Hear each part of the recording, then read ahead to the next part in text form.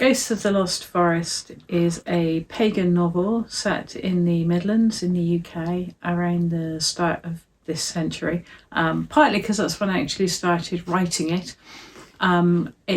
This was very nearly the book that got away, and I came back quite a lot of years later and finished it off, made the plot work in a way that I'd been unable to at the time. So it draws quite heavily on what was actually going on in the pagan community in that time and place. A lot of the locations are real, a lot of it draws from personal experience, although the story itself is an absolute work of fiction, and I've not put any real people in it in a way that they didn't consent to. So I thought what I would do is read a little excerpt that maybe catches something, but certainly not all, of what's going on with the Lost Forest in this book, and for that matter, the paganism. After a break, the next speaker was introduced as Willow Arden. As she came to the front of the room, she seemed nondescript. However, as soon as she began to speak, she had Stephen's total attention.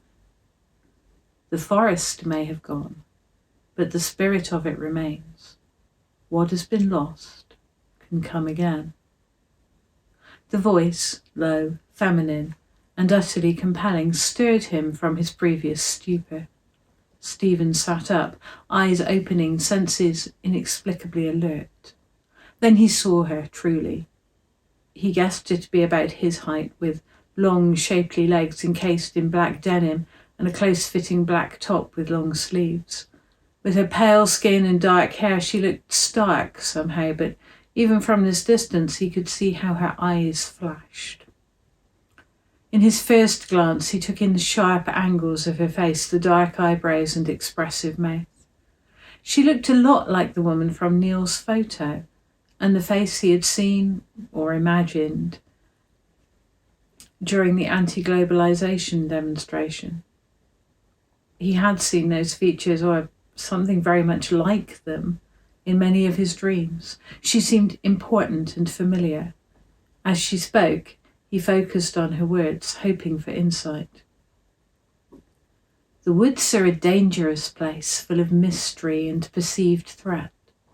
Even now, many people fear to enter them at night. They have been reputed to harbour not just thieves and outlaws, but also witches, fairies, and the devil himself.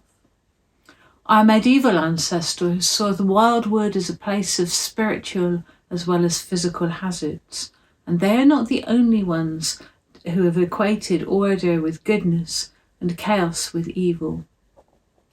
She paused, looking out at the audience, and for a moment it seemed to Stephen that she stared at him directly in the eyes. He quailed before her intensity, drawn to it, but terrified as well. Before humans came to these shores, the land was wooded and home to countless other beings. The history of people in this land is a history of tree felling and land clearance. We have taken far more than we needed. Once the forest of Arden stretched for many miles, but now only the ghost of it remains in small woods and coppices. Trees grow up that have never seen such woodland, and the sense of there ever having been a forest dwindles from year to year. How will you open your hearts to these stifled voices?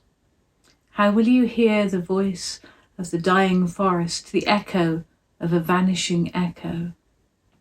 If you can hear the forest whisper to you, then you can be part of the process that makes it live again.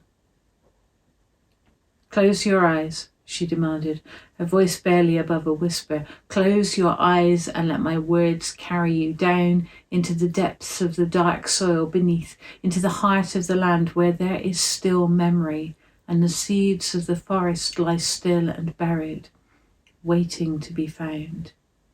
For you are all seeds yourselves, all lying in secret places, waiting to be stirred into new life and new knowing.